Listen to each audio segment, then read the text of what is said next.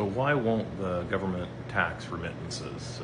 It was a question that came up. Like, okay, so a remittance, for those who may not know, is like, let's say that you're in country and you're working, and you make American dollars, and so you want to send American dollars back to your country because it has more spending power there. In some cases, maybe 10 to 20 or maybe even 50 times more spending power in your home country. So it isn't that the government doesn't want to tax remittances. They never been a tax they didn't like. Of course they want to tax remittances, but it's that they really can't. They're kind of in an impossible position. Number one is if they tax remittances too much, then all those employers that employ all the people that are here for the cheap labor, they then have to pay more. So then that subsidy goes away, which means if those employers that employ all the cheap labor have to pay the same money that they would be paying everybody else, why wouldn't you just hire Americans?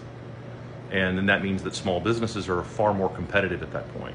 And the small businesses can eat away at the big companies. That's the first reason. The second reason is because it's a little less obvious, and I run the risk of actually having this video basically, like algorithmically destroyed if I even bring this up. But if you were to tax remittances, let's say that you were to, because people want it. They're like, no, we need to tax remittances like 90% or something. Okay, you could do that.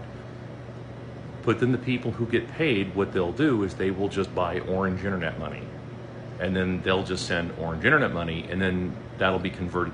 So what that does is that makes orange internet money go up. In terms of dollars, it ends up getting more expensive. And eventually, the people that are here working will eventually just say, hey, let's cut out the middleman here. Stop paying us in dollars and instead pay us in orange internet money, since we're having to send it out of the country anyway. And then that means the end of the US dollar. It also means the end of the carry trade. It also means the end of all the subsidies for all these giant companies and mid-sized companies. It means the end of the US dollar currency.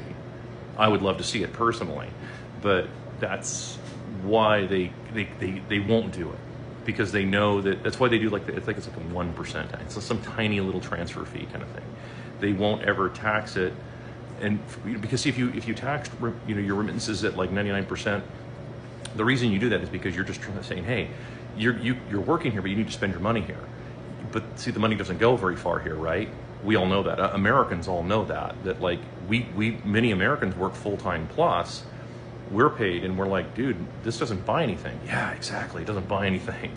That's why it gets sent out of the country, because it buys more in other countries. Does that make sense?